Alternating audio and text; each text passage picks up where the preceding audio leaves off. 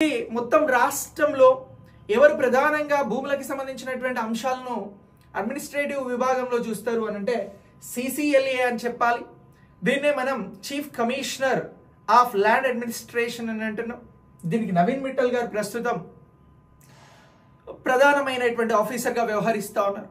Next దీని తర్వాత మనకి జిల్లా కలెక్టర్లు ఉంటారు. వీరు కూడా రెవెన్యూ అంశాలకి సంబంధించి సమన్వయం పరచడంలో కీలకంగా వ్యవహరిస్తారు. నెక్స్ట్ వీరిని తర్వాత మనకి ఎవరు ఉంటారు అని అంటే ఎంఆర్ఓలు ఉంటారు. మండల స్థాయిలో గ్రామీణ స్థాయి నుంచి మండల కేంద్రానికి వచ్చి వారి సమస్యలను చెప్పుకొని అవి పరిష్కరించుకునేటువంటి క్రమంలో వీరికి అధికారాలు ఇవ్వడం జరిగింది. ఇక నెక్స్ట్ గ్రామ స్థాయిలో ఎవరు కీలకంగా వ్యవహరిస్తారు అని అంటే ఇంతకుముందు మనం విలేజ్ రెవెన్యూ ఆఫీసర్ అనేది ఇప్పుడు గ్రామ పాలనా అధికారి జీపీఓలుగా విలువబోతా ఉన్నాం. సో వీరు వ్యవహరిస్తారు. ఇప్పుడు వీరికి సంబంధించి ఉద్యోగ నియామకాలు ప్రభుత్వం నుంచి చేపట్టబోతా ఉన్నారు. ఇక్కడ డైరెక్ట్ నోటిఫికేషన్ కి సంబంధించినటువంటి దానికి సిద్ధంగా ఉండాలి. మీ ప్రిపరేషన్ అనేది ఆగకూడదు. ప్రిపరేషన్ వెంటనే ప్రారంభించండి. ప్రభుత్వం మొట్టమొదటిసారిగా ఈ 2025కి సంబంధించి రిక్రూట్ చేయబోయేటువంటి ఉద్యోగాలు ఇవే.